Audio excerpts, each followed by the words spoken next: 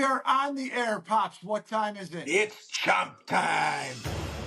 It is Chomp time indeed. I am Mike. That is Pops. This is Chomp time. This is episode 7, Wow. which we have dubbed Can It Get Any Worse? I don't know. I don't even really have a plan for this episode, Pops, because I'm pissed off. So, obviously, we're going to review the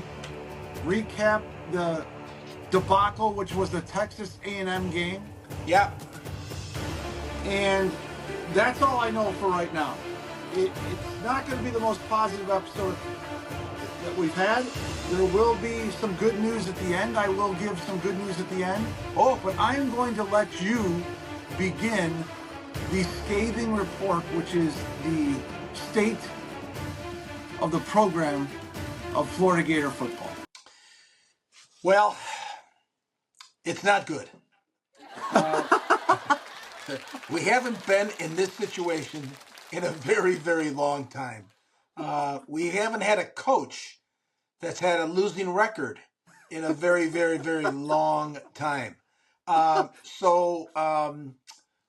good is probably where I would put it. You know, I'm with everybody else as far as Gator fans. We're still Gators. We love football. We love the university. But we're very, very unhappy with what the situation is right now. And there's got to be some changes. I think they're coming very soon. It's not going to solve anything for the immediate right now. It's going to take some time. We all have to be patient once again. But that's kind of where we are. The Gator Nation is hurting right now. We've never been in this situation in the last couple of decades, 3 decades. It's bad, and we need to find a way to get out of this. It is bad, and we don't know. It's a very turbulent time just in the University of Florida alone. So I don't think Florida has a permanent president right now. No, the president we had was resigned for some reason. That was some actual, shall we say, party money that was being diverted. So, okay, and then we have an athletic director that's not been very good lately as far as picking people. No, his track record is horrendous since he took over. Yeah. Jeremy Foley, the guy before him, had a great track record, incredible track record, and a lot of his hires still remain. He built a tradition here.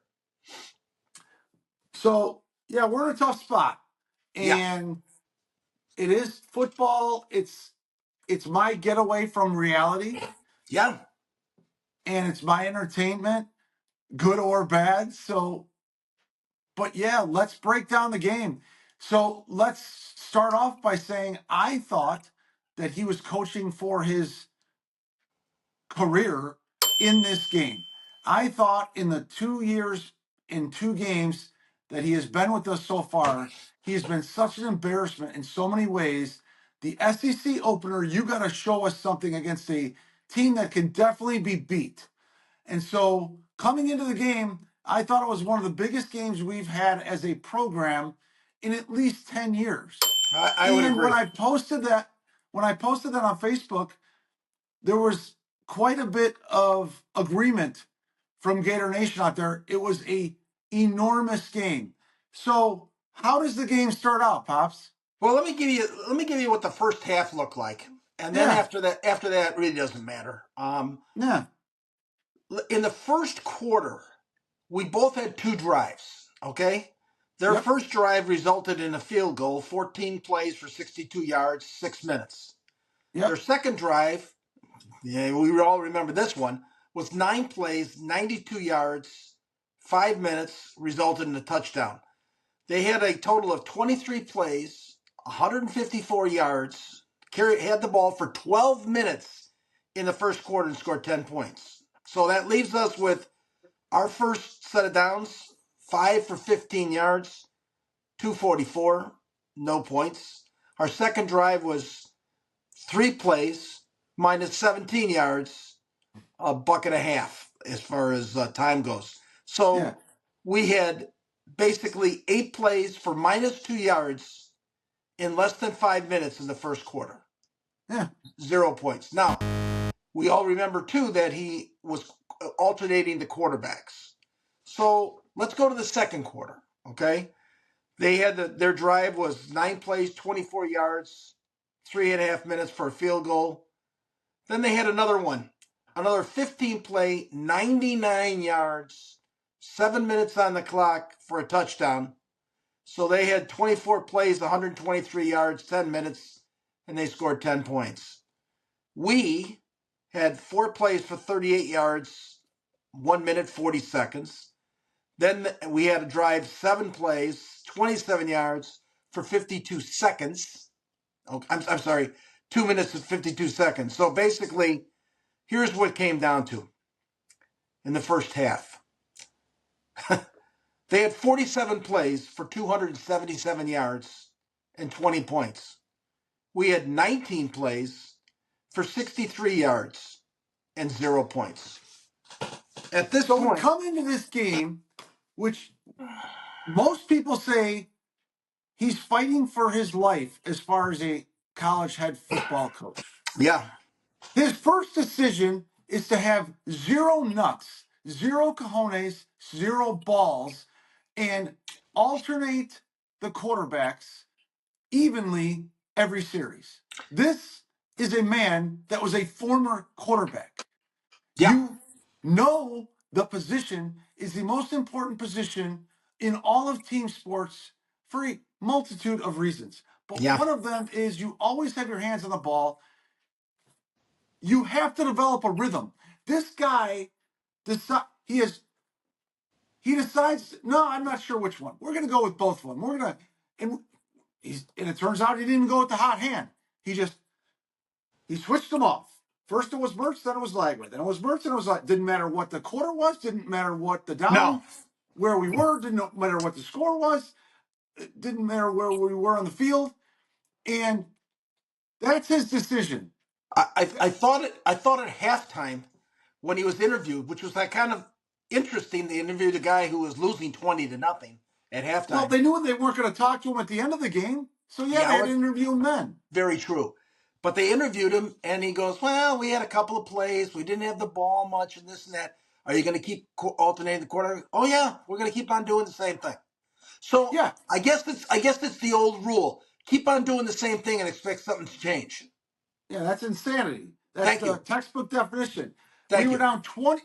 We were down 20-0 at halftime of a game that was enormous to the team, Yes, enormous for the season. SEC home opener. The Gator Nation has given this guy time and time and time again. We've given him the benefit of the doubt. We drank all his Kool-Aid all the offseason. This is the best team we've ever had. We are on schedule. We are down 20-0 at halftime. They outgained us 277 yards to 63, you're telling me, in the first half. that is correct. Not only that, he goes on TV and says, we're not changing anything. Yeah, Are you out of your effing mind? You're not changing anything? but should we expect anything different from this coach? This is his history since he's been with us in the program. This is it. This is who this guy There, is. there was a half-hour delay. We were down 10-0. Yeah, DJ Lagway comes in for his series, yeah, and there's a lightning delay. There's about a half an hour delay. yeah. 10-0. They go back to the locker room for about a half an hour. They come back out. 2 plays, negative yards, punt. The other team I know had a half an hour break as well, and they have, coaches, they have players, they're trying to win too. I get it. But this is the biggest game of the year, the biggest game of your coaching career. You have a half an hour to say, all right, it's 10-0. We've obviously been punched in the mouth. We haven't been able to stop them on defense. We haven't been able to do anything on offense. Let's come up with our 2 best plays, or our best play here with the quarterback. You know what quarterback you have. I'm at a loss for words how inept this guy is, how inept his entire staff is. It's a joke. Let me just roll on a little bit about what you're ranting on, which I'm going to rant now too. So the entire time that coming up, the runner up to this game, okay, everybody talked about one thing. Oh, Florida's got two quarterbacks. How are they going to manage those two quarterbacks, Texas A&M? How are they going to figure out what those two are going to do? When Right. at the same time, did we even know the Wegman was hurt? No, nobody even talked about the Texas A&M quarterback being hurt. So they bring in their second string quarterback, at the start of the game saying, well, we tried the Wegman in warmups, can't go, so we're going to bring this guy in. Were we even prepared for what this guy does? He's a runner. This guy's a runner. It doesn't matter. No, it doesn't. If Weigman had played, we would have lost to them in whatever scheme they ran that way. We have no idea what we're doing. We don't coach anybody up. We have very little emotion. When we do make a play, we have all this emotion. The next play, we give up 30 yards. And there's wide open guys all over the field for 2.5 years now. Yeah. It's an absolute joke. So let's just go to the highlights here, the load lights, if you will, okay? The score is not indicative of how the game was. They controlled the line of scrimmages like we were family, okay? I mean, every time we hit somebody, when we did actually hit somebody, he carried 1, 2, 3 players 5, 6 yards. No matter who the running back was or the quarterback, they just kept on running. They had 3 Walter Paytons on their team.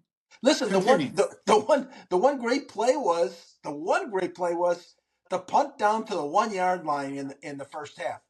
Sure. Here it is. We got them backed up to the 1 yard line. So what do? Well, they take 7 minutes and go all the way down and score. Unbelievable. And I said, I've been saying since the first game of the season, most important part of what we are is our lines, our offensive and defensive lines, which we have none. Zero. None. And so they obviously can't find talent. They can't identify talent. They can't coach up the guys they do get. One of the things you talked about was, hey, they can run. This team can run. And I said, well, hey, if that's the case, how about we put 8 in the box, and make them pay for it? No, we didn't. Well, they ended up running for 310 yards, and we ran for 52. We didn't stop the run. We didn't stop the pass. Let me go over a couple things that I saw. Yeah. I was working yet again. Yeah. And doing my best to keep a sane mind while trying to give people good service. Yeah. Watching the game. Strength and conditioning. One of the things we've been gaslit about all summer, we have a new strength and conditioning guy. Oh my God, our guys we put on this much pounds of muscle, every guy, and we're benching this much more. F you. We look as weak. We look as weak as any team we've ever had. Yeah. Des Watson, probably a nice kid. I've never seen a human being as large as that get 0 push. I've watched this guy for a year and a half. When he's in the game, when he's not huffing and puffing just to get to the huddle, we all have our issues. I get it. How is he even playing? You're telling me he's one of our best players. He never gets pushed, ever. As a matter of fact, he gets pushed around by just about everyone he plays against. This guy's 450 pounds at 6'5". I don't understand it. Probably a nice kid, but they have not taught him technique, obviously. He has lost some weight. Good for him. He's gotten in better shape. Good for him. But you know what this game reminded me a little of? I'm going to take us back in the way back machine, okay? The first time we played for what you would call the national championship game against Nebraska, which we talked about last week in the program that they're in right now, their history of their program. We played Nebraska in Arizona, and we had Danny Werfel as a junior. Yeah, they ran us over, but They I don't ran even want to all over us. I don't even want to talk. Nebraska was easily the best team in the country that year. Yeah. Easily. Yes. And they ran over everybody. Yeah. It's not even a fair comparison. We're playing Texas A&M at home. Texas A&M lost to Notre Dame by 10 points at home. There's no doubt they were a better team. What I'm trying to say is that they manhandled us like we've never been manhandled before. Right. And I'm telling you, they're not that much better on paper, if at all on paper, than we are. So we have not picked the right people. We haven't coached them up. Our coaching schemes, if you want to call them that, are absolutely horrendous. I agree. There's a third and 11. We had Mertz as then a quarterback, a slow developing screen that he kind of lobs out to. Of course, we didn't get that. In Texas A&M's first two games, they had 4 plays of 20 plus yards in their first two games. Both of those games were at home. One of those games was against a Division II team. In the first half against Florida, they had 6 such plays of 20 plus yards. In the first half, on the road against a team that is desperate for momentum and a win, for a coach fighting for his life, they had 6 plays in the first half over 20 yards. If that wasn't bad enough, the same old thing happens game after game after game. Oh, penalties. We have penalties at the worst possible time. It's like nobody is paying attention to what the hell is going on, these players, of what part of the game we're in. We create these penalties mostly on third downs. Of course, and I'm not finished. So, Jason Marshall, on one of these 20-yard plays, I don't even think this one counted. I think it was 17 yards.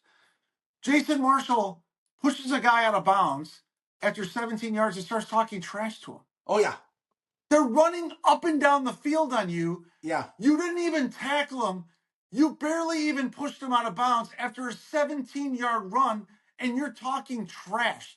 Jason Marshall, of all players, you're talking trash. You're the most overrated 5-star cornerback we have ever had, and we've had quite a few. Yeah, we have. Moving on. Yes.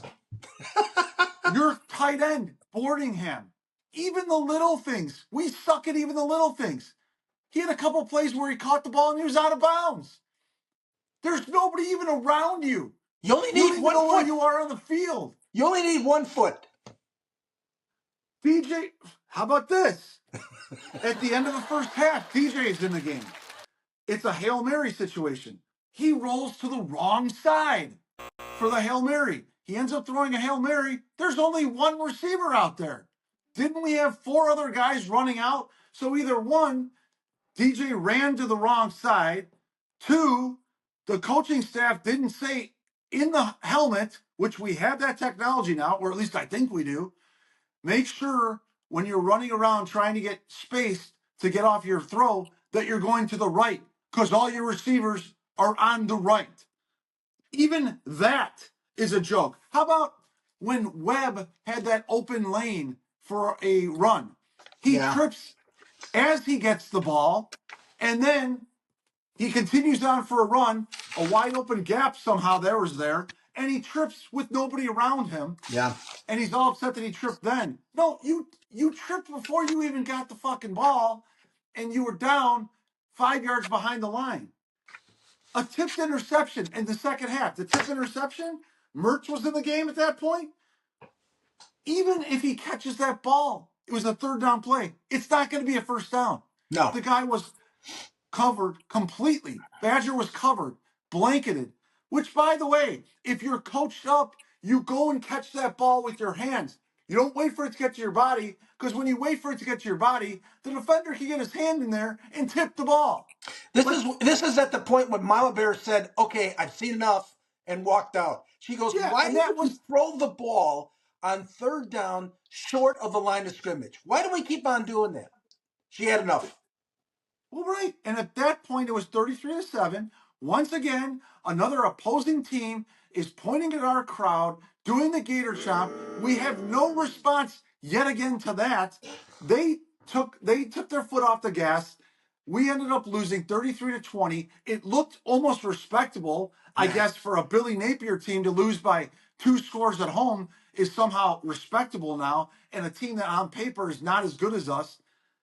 It's a joke. It's an absolute joke.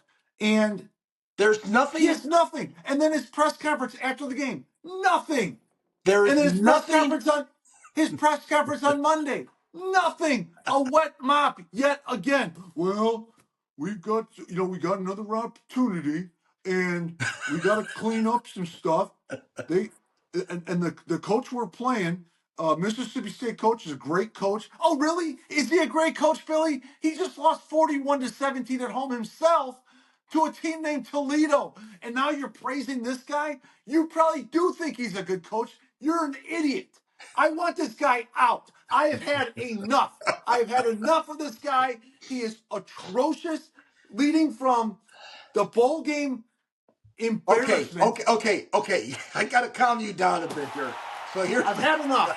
Here's the deal. Everybody in Gator Nation, no matter where you go on the web, oh, well, the rumor says, oh, I got a contact. Oh, I got a source. Listen, people. He's coaching this week, and there's a reason why he's coaching this week. And I'll tell you what the reason is. There's light at the end of the tunnel. I think we figured it out before the broadcast. Go ahead. Yeah. The reason is we have a bye after this week's game. We got a bye. So what that mean is before the UCF game, we have 2 weeks. All right? That's when they're going to make the move. They're not going to make the move now on the road. They only would have 5 days with the team with an interim coach, not knowing what the hell's going on. So they're going to let him go. They are going to let him go. But they're smart enough to understand we weren't going to win this game anyway coming up. We're not going to win this game coming up. That's another story. What I'm saying is they have decided, listen, let's wait till the bye so we can make this move. Unfortunately. But just like the people you're talking, sorry to cut you off, Pops. I'm really heated right now. I know you are. Just like the people you're talking about, you don't know that. None of us know that. The administration is a joke right now. The coaching staff's a joke. The people above them is a joke. Yeah, it seems to reason. I'm guaranteeing it. Okay, so your sources say, just like these other sources. The only source is right here. This is the only source. Well, your brain tells you so, and I'll give you that. Okay. I don't care if we go in to Starkville or Humpville or Stark Vegas, whatever the hell they call that stupid freaking place. I don't care if we win 70-0. I don't care if both quarterbacks throw for 400 yards and 3 touchdowns apiece. I don't care if we hold them to negative yards rushing and under 100 yards passing. I want this guy out. And you know what? It's not going to happen. We're not going to win 70-0. How do I know that? 2 years and 3 games of absolute inept coaching. I thought we had all these receivers. I thought the start of the year we had a stable of running backs and just a plethora of receivers. So I'm looking at the game. Well, let's see, Jackson's out for the year. Oh, Wilson won't be able to play. Okay, so then we have what? Who we got left? I guess we just throw the ball to one guy, and basically that's the name of the game. We don't even look at other receivers. All we did was throw the ball to 17. That's all we did. That's the only guy that actually got open. And Badger got open a couple of times. None of them are good. No. Everyone they said, oh, Badgers, everyone wanted him in the portal. Really? Everyone wanted him in the portal? DK or Dyke or whatever his name is from Wisconsin. Oh, he played with Mertz. Back when Mertz sucked in Wisconsin, that's the guy you're talking about? Nobody wanted him either. Can I say one other thing too? Listen, Gator Nation, all right? I don't want to hear about who you think the next coach should be. Let's not worry about who the next coach should be. Let's just try to get rid of this guy first. That's the most important thing. I don't want to hear about all these names. Oh, here's the 7 candidates that are available. Forget about all that, okay? We need to get rid of this guy first. That's the main thing. that's just what happens, and you have to block it out. Like I'm probably not gonna visit Facebook as much as I have been because you got to block it out. I'm just so tired of sources say this, sources say this. Oh, what do you guys think about this? What do you think? I mean, even you and I have Yeah, talked about yeah. John Gruden, and we've talked about Kiffin, and it's the decision is not up to us, and obviously not. And yeah, we can voice our opinion of who we want, but it's ultimately not going to be coming down to us. And this guy somehow is still our coach. If I'll tell you what, There's if there's I'm rumors. There's if rumors. you go ahead, go Let me ahead. talk. There's rumors out there that if we fire a guy this early in a season, which I don't think has a precedent for a Florida coach, so I don't know that guys can quit on the team. They can. I don't know how any of that works logistically. Yeah, If half our roster leaves or says, "All right, well, I'm packing up." They can't play anywhere else for the rest of the Well, year. okay, they can't play anywhere else, but I don't. I'm just at a loss right now, and The I'm almost like, the reason why nobody's going to leave is because if they quit. So if you're a coach, oh, this guy, things get tough and these guys start quitting. So I want this guy on my team. Why? There's a lot of reasons for that. Okay, there are. It is what it is. We have to live with this right now. We have to go through the rest of the season, and hopefully after this game, no matter what the score is, they let this guy go. Dad, I'm And I'll tell telling you you, what. I'll tell you what else I think. And this is another thing I think. The people that are going to pay this guy off, our benefactors, are part of our board. They're going to pay this guy off. They're going to spend $26 million to get rid of this guy. They're going to have a say on what's going to happen with the program. They're going to have a say yeah, because and they're those guys paying are for not it. on. Those guys are not on Gator Nation on Facebook. That's what I'm saying. That is So it's okay, correct. and they're not us. So Right. it's. I mean, it's fun to talk about and throw names out there, but it's pointless. All right, let's go. Let's go back. Let's go to the keys to the game. Where were we at for the keys to the game? Well, I think we were -3 in turnovers. Yeah. I Penalties? think, Yeah. yeah, I'm not doing over unders. I'm over it. I'm done. I'm done. Yeah. Like, I mean, I you just said I lost. said I six. mean, I said six penalties. We had 7. The score was not even indicative of what we thought was going to happen. no. Our lines are atrocious. Um, I mean, I will say this: our running backs didn't have a chance. They had no chance because the line is horrible. Not that they're no much better, but Montreal had no chance. As soon as he touched the ball, somebody had his hand on him. Our best running back had -7 yards on 7 carries. That is correct. I mean, so I'm gonna end. Like, I don't even want to talk about it anymore. Like, I don't want to do. I don't want to do a preview episode for Mississippi State. I just don't. And so we probably won't. I need time just away for at least a week, I guess, from this Well, because I'm we need to do a preview for the Mississippi State game because then we're going to have a week off. So it'll be 2 weeks. fine. Fine. We'll do a preview for the Mississippi State game in which we will once again. Hold on, That's I fine. got a phone call. Who? I'm sorry, Mr. Gruden, I can't talk to you right now. Okay, go Yeah, ahead. yeah. So I will end this episode with the only good news I can think of. The only good news I can think of is that the transfer portal, as much as I dislike it and how crazy it is, and it's the wild, wild west as we know it currently, is the only chance that we have to be competitive quicker. When this guy's gone, and he will be gone, I don't need a source to tell me that. My eyes tell me that he sucks and he's awful. When he's gone, we will have a terrible recruiting class this year. Terrible. We Yes. will probably have somewhere in the range of number 60. And there will be 2 and 3 star guys living it up in those gorgeous brand new facilities, and good for them, I guess. Have a good time.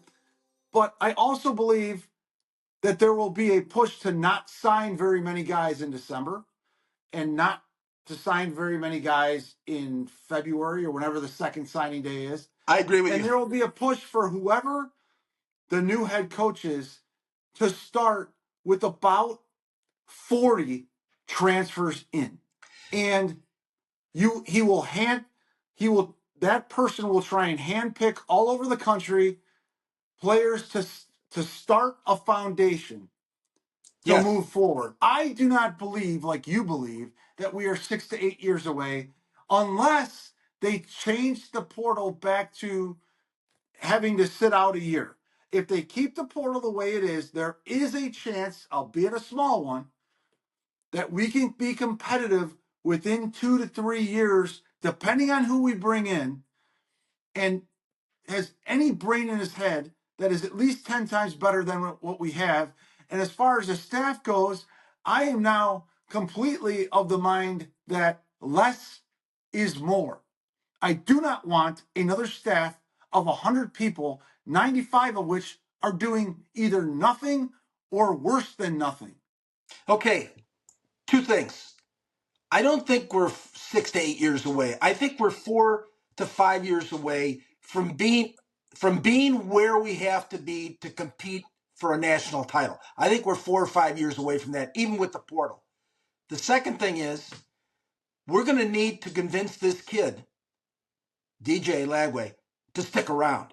So no matter who the coach is, they're going to have to convince this kid because the bottom line is we don't have another quarterback in the horizons. So the problem is we don't have anybody that can be able to step it up. So that being said, okay, the coach is whoever the coach is going to be, his head has both hands tied behind his back before he even starts. Because we don't even know how many Gators will even leave. Not that we're worried about the numbers because they're not showing me anything. And for the rest of the season, this is my second point. I like Mertz. I love Mertz. What he did for the program, came in, he gave everything he did. He's a really good leader, okay, but there's a reason why he left Wisconsin. There's a reason why Wisconsin didn't try to keep him around. We need to see what DJ Lagway can do for the rest of the season. I don't care if we're playing the last 5 games against top 10 rated teams. He needs to start every single game and play every game. Okay, well, let me say this. Let me rebut that. All right. If I'm anyone around DJ Lagway, anyone, yeah, mother, father, yeah, agent, yeah, NIL, yeah, I'm coming up with an injury, he's going to get killed back there. I don't want to throw that. I have no idea how he picked Napier. I'm assuming that he picked Florida. Maybe he was a huge Tebow fan. Maybe he likes our colors. Maybe he just likes our mascot, the Gators. Maybe he likes our history and he saw how upset Gator Nation is and he wanted to be the guy that brought us back. I don't know how he got there. yeah. I don't know how he picked us in the Jaden Rashada mess. I don't know how he stuck with us for a year. There's 1 in 1,000 chance that kid stays with us. And I do not blame him one bit. Neither do I. But I don't think that he's going to be healthy. I don't think we have to play him. We have to play him. Of course, but I don't think he's going to be hurt within a week. What are you going to do? No, Drop him back? He's not Anthony Richardson. Okay, this is a different guy, a different kid. Let's see what he's got. Let's see what happens when it's really, really bad. Yeah, sure. You can do that. You're saying that you're well. Listen, just to finish it off, I want to make sure that I address what you said. We got to make sure that we keep this guy. We got to make sure we're going to lose 90% of our roster. No matter who comes in, we're going to lose a ton of guys. Mike, for a year and a half, you told me there's no way the DJ's coming to Florida. There's no way he's coming to Florida. For a year and a half, you told me that, and he ends up being here. So you don't know what's going to happen. Yeah, I'm just saying I don't. We have to play the guy, and I love Mertz, but it's time. Sorry, we have to look at the future right now. All right. You need to calm down here. I'm so pissed off. I'm so pissed off. I've been holding this in. What day is today? Today is Tuesday. Tuesday. Yes, Today sir. is Tuesday. Yeah. I've been holding it in since Saturday. I've been just kind of going through the motions, holding it in. So I apologize, Gator Nation, but there's bluer skies on the horizon in all kinds of weather. It's time we move on, and there'll be better days ahead. I agree. All right, buddy, that was Pops. I am what is left of Mike. This is Chomp time. We'll see you in a couple days to break down the Mississippi State game. Go Gators. Go Gators. And of course, this